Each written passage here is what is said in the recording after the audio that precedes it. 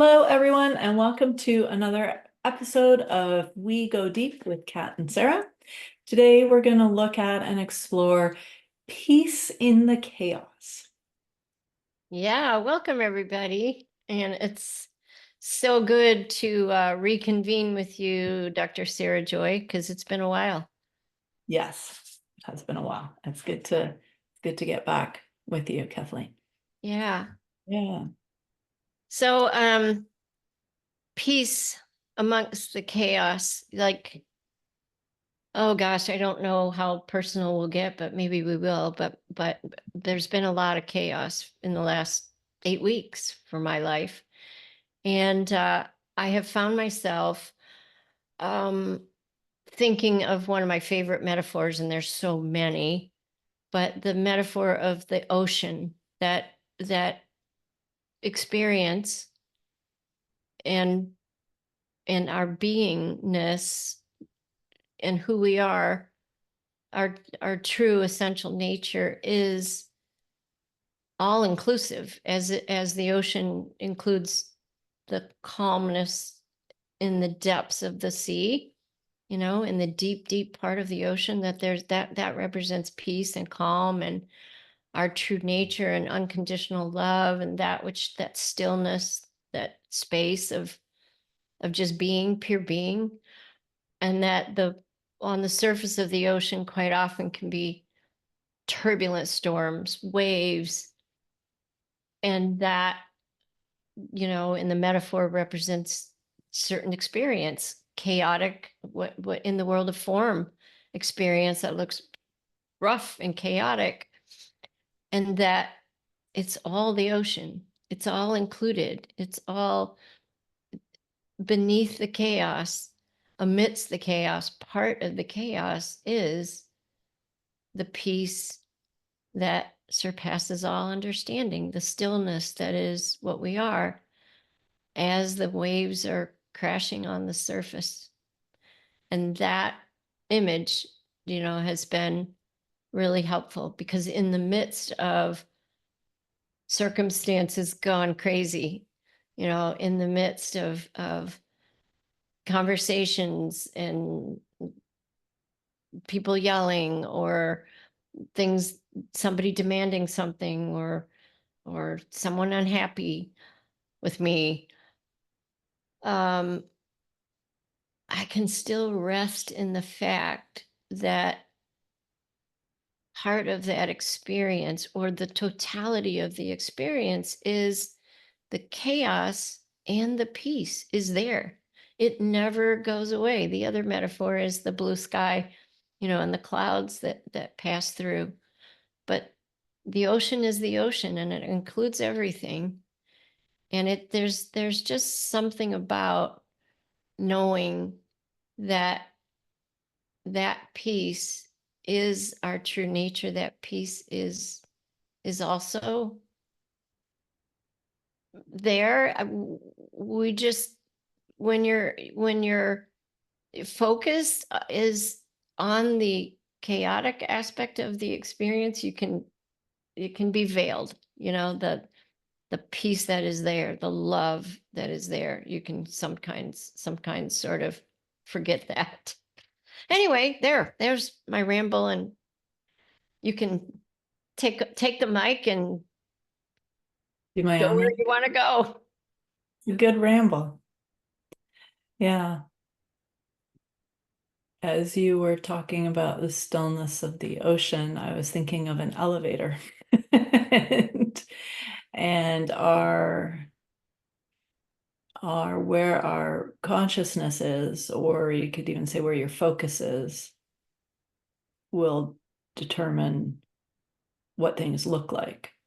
So peace in the chaos, I started thinking about, well, who says it's chaos? Who says, and in noticing that if it feels chaotic, it's because I've judged it in some way that it shouldn't be that way, or it's, oh, this is too much, or they're doing that too fast, or I don't know, whatever, they shouldn't yell, whatever I'm putting on it that is what's creating the chaos. And so if it feels chaotic, it's because I'm chaotic inside. But I find just in recognizing that, in noticing it, I then pop up in consciousness or drop down in the ocean, and the peace is there, because that's what's there when we stop creating chaos. So if it feels peaceful, it's because I'm peaceful.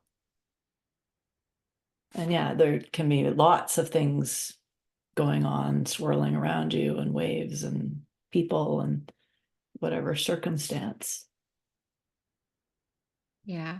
Yeah. No, that is so amazing that you pointed that out, Sarah Joy, that what we label is as chaos, one, is our own creation.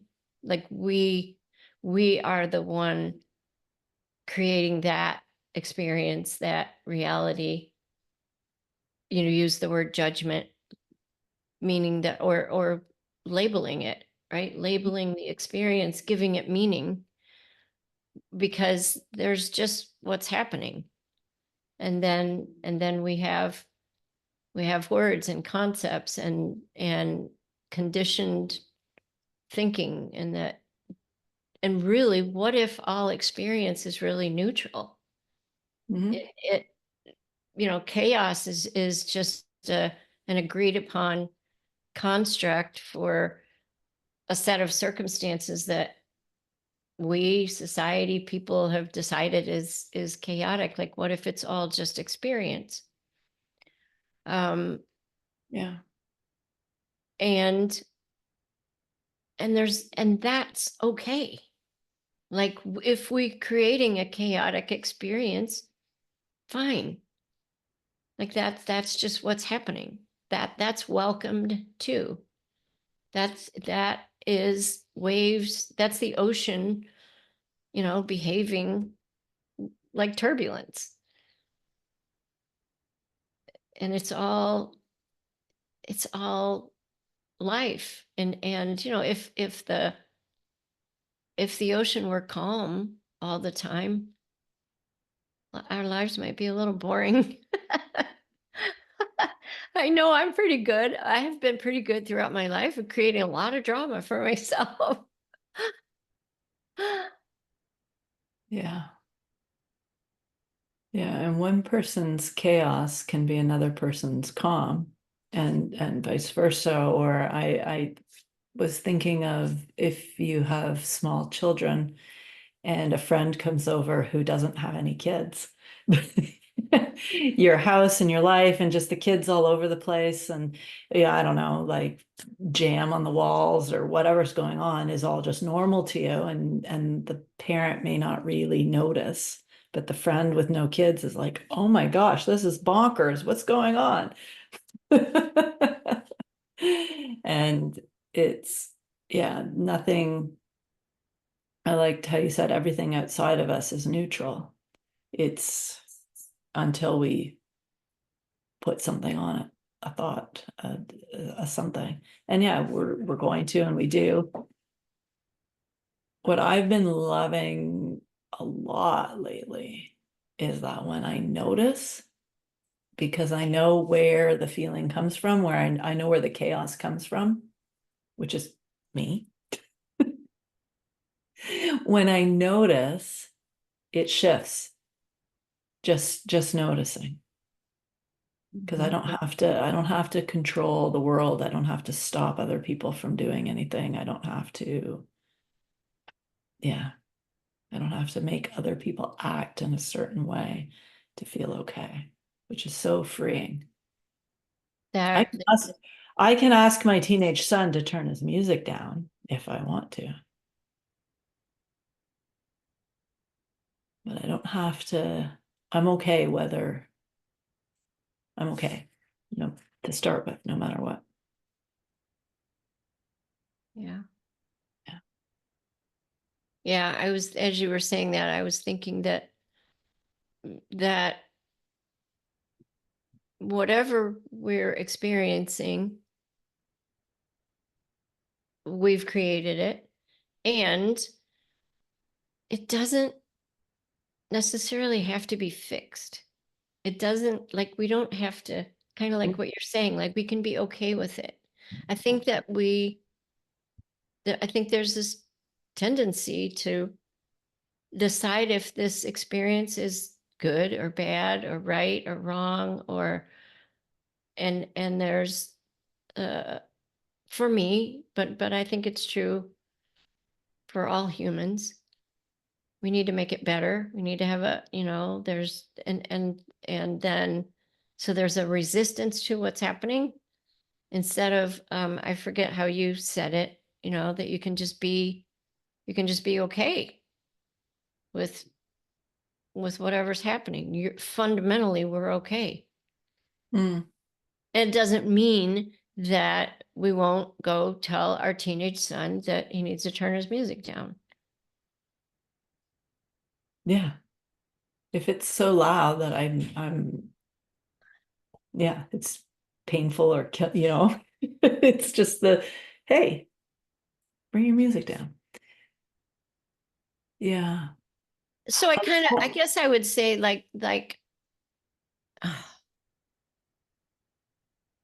if the if we're coming from a fundamental okayness when we make a request that something change, right? Like, so when I say, like, nothing has to be fixed, nothing has to be fixed for us to be okay. His Yeah. music is blaring, and it's could be causing some damage to our inner ear, but really in that moment we're okay. And it doesn't mean that we're not going to say, hey, that music is definitely going to damage your eardrums. I want you to turn the volume down. You're gonna live But under my roof. yeah, but when we come from the place of, right, it's a different conversation, right? If you go Yeah. to your teenage son with a demand that something is wrong and it needs to change, versus, like, everybody's okay and this is not healthy for human eardrums. Well, I suppose it's funny, I could give you the exact circumstance. It was last night, I was watching a movie in the living room, and he was listening to music in his bedroom. And his music it wasn't crazy, but I couldn't hear the movie. And the two together were clashy. And yeah, I'm fundamentally okay no matter what happens. And I suppose I didn't have to watch a movie then, but it seems common sense. So yeah, I went up and I said, hey, we're watching a movie down here. Can you turn your music down? And he goes, oh, yeah, sorry. He actually came down to watch the movie because he goes, I didn't know you were, what are you watching? Oh my God. But yeah, there was it didn't look like urgent or like because I was okay to start with. I just wanted to watch the movie. So it was just, there was no emotionality in it. Yeah. I think a lot comes in judging something as bad. Also judging things as good, but we don't tend to run into problems when we judge things as good that we like. Like we don't complain about that because it feels good. Even if we judge like I said, when you notice things start to shift. Well, say they don't. Say I'm really chaotic inside. Say I'm all upset about something. Well, it's not bad either. That in itself is neutral. If I make it bad, then it's bad. But it just it's another thing. Everything just is. And it's in that dividing up the world into good or bad where I think we run into troubles, suffering. Yep. Yep. The it's funny, the common saying, it is what it is. Well, people, when they say that, quite often mean something different than what we're talking about here. Yes. Yes. But ultimately, maybe they really mean the same thing. It's like, well, it is what it is. Like, why bother? Why I can't do anything about it because it just is what it is. Uh-huh, true. We don't have control that we think we do. And it was interesting we were talking about judging good and bad. I also realized that, as we make a judgment of good, then there can be a tendency to go like, okay, so I want to hang on to that. I want more of that. Like, again, there can be a grasping, a controlling, uh, an energy to try to manipulate and control. And does that Yeah. make sense? Like, well, Oh, that's good. That's good. I want more of that. yeah. Instead of just being able to just be in the present moment with what is, with a neutrality, which, believe me, can find that to be challenging when there are circumstances that this me over here really thinks it shouldn't be happening. What's alive and real for me right now is my mother in a residential care home, and some of the caregivers doing their job, but lacking a lot of kindness, and some of them overtly unkind in their words, and and you know that's wrong. That shouldn't be happening. Like, for me, that looks really, really like, no, really, this is bad. This shouldn't be happening. They shouldn't be behaving that way. And there's something for me to do about it. Uh, maybe, like with your son, maybe there is a conversation to be had. And there is a degree of fundamentally, I'm okay, she's okay, the caregiver is okay. But there might be a conversation with the woman's supervisor might need to happen. Hmm. And the good, when I visit my mom and her favorite caregiver is there and she's having a good day, it's all experience. I mean, I'm really starting to play with that, Sarah Joy, to just go like, what's happening, what I'm seeing and tasting and smelling and hearing and thinking and feelings. Sorry. Um, is just an experience. And it gets a label, by this mind. We place the label on it. So if it's all neutral, but then there's the circumstance. She did this and said this to my mother. Then from a place of neutrality and not a charged up right or wrong, good or bad, like, is that something that needs addressing? Is there a conversation to be had? Is there an action to be taken? Hard for me to not make it really personal. That's my mother. That woman, would she speak to her own mother like that? Like, Hmm. it's tough. But in reality, when I've been able to kind of just zoom out and go, okay, can I look at the circumstances from a, you know, impersonal, I guess, not make it really personal, more neutral, less labeling, and then just look at what happened, and is there something to be done about it? It goes better. It feels better, which, truthfully, honestly, doesn't matter. It doesn't matter how I feel. It's There's something to be done or there's not, Hmm. no matter how I feel about it. You sort of highlighted in a couple ways when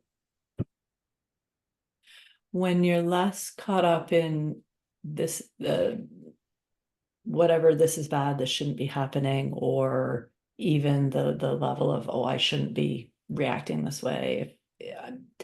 Um,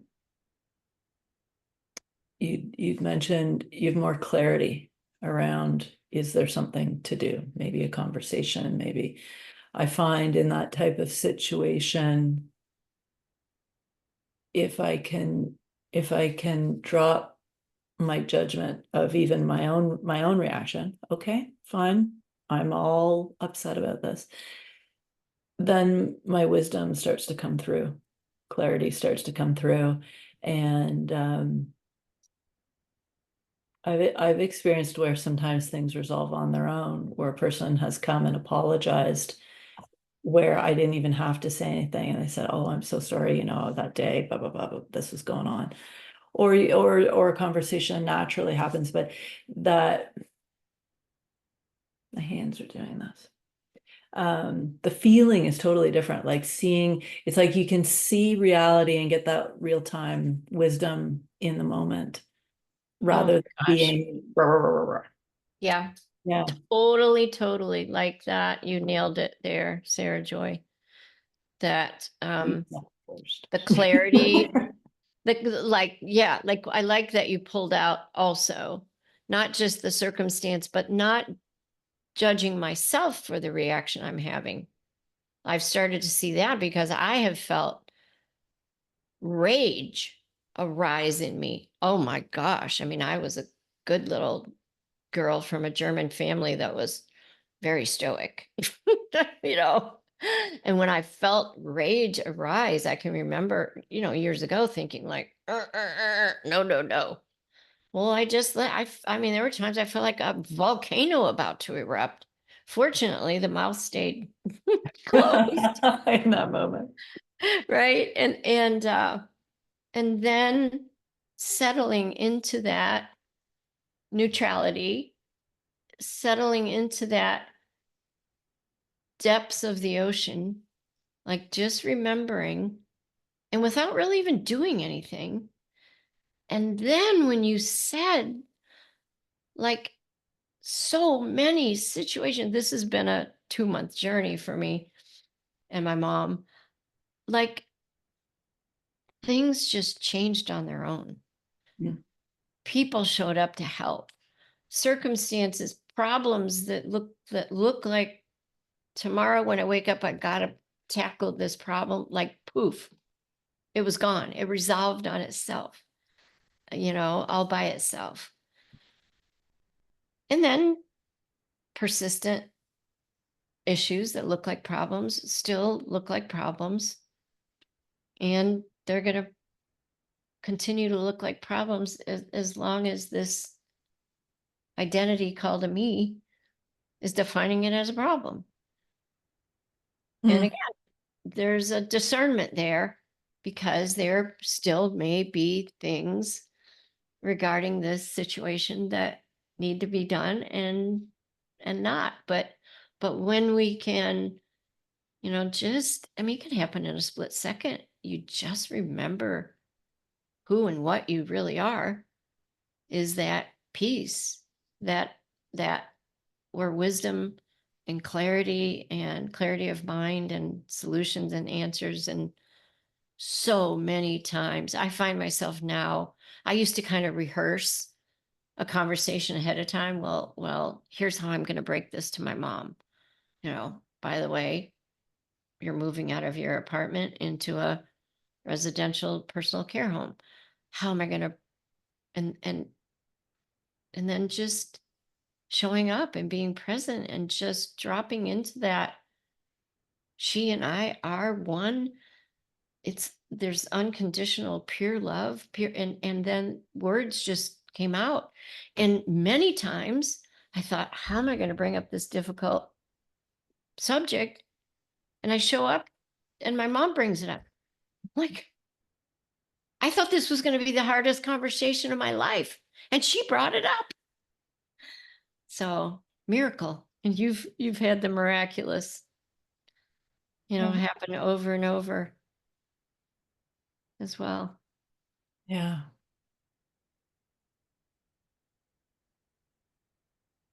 Yeah, there was in what you were talking about when you said you had experienced a volcano of rage.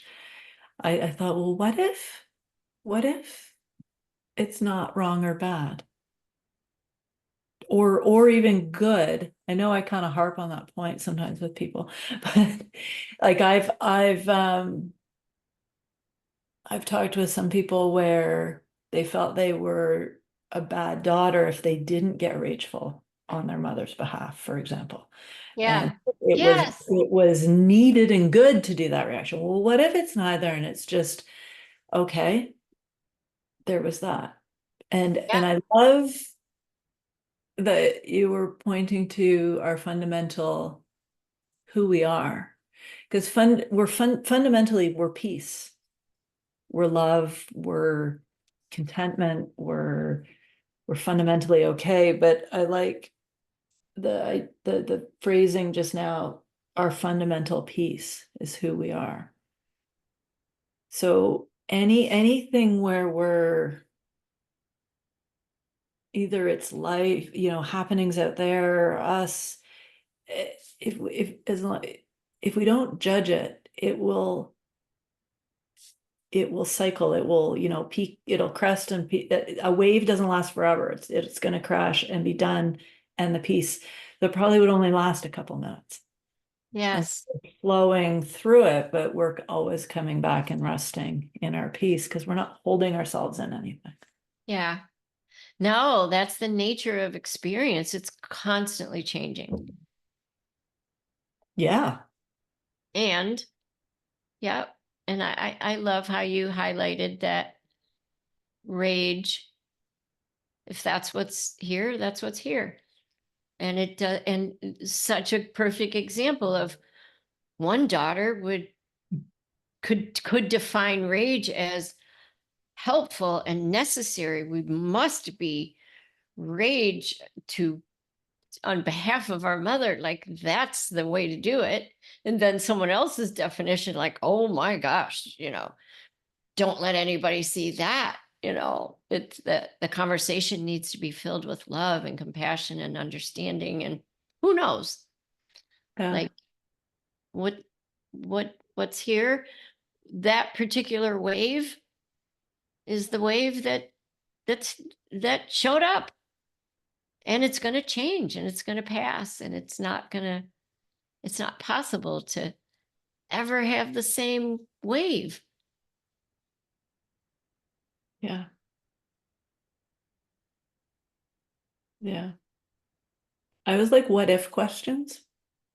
So if I'm struggling with something or, what if this wasn't the way I think it is? What if this wasn't bad? What if there is no wave? What if it's not chaos? Yeah. Yeah, I find that so interesting. Just, Well, gosh, do what you remember? Like all of a sudden, this popped into my head, like way, way back. We had an episode that we called "What the Bleep Do We Know?" oh yeah, And it was like, uh, there's experience here in this now moment, but trying to put any meaning on it, or, I mean, all we can know is what's here in this moment in our direct experience. And beyond that, I don't think we know anything.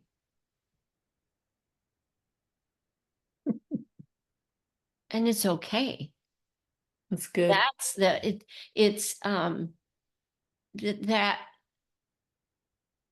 I used to not like this at all, but that's the mystery. That's the, like, that's the adventure. That's the unknown is what gives life its juice.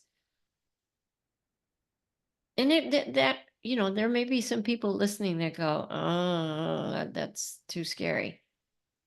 I mean, I felt that way for a while.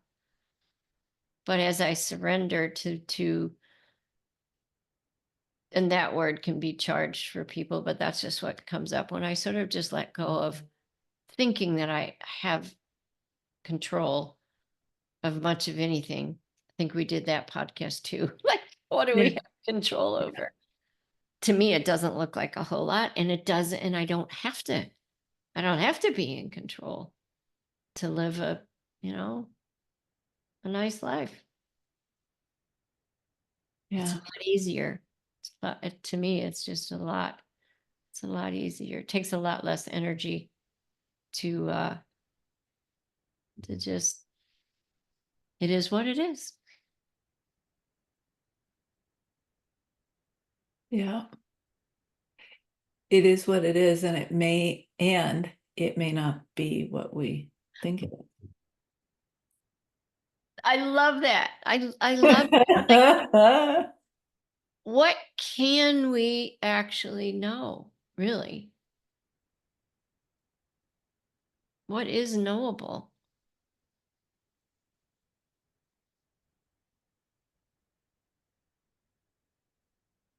Don't know.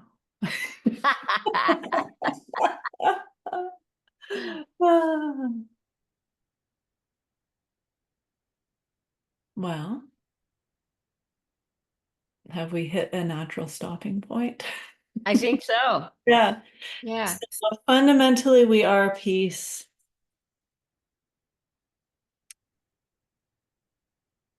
And we're all okay.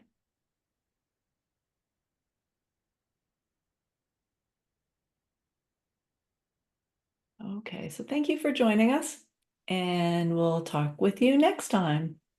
Talk to you next time.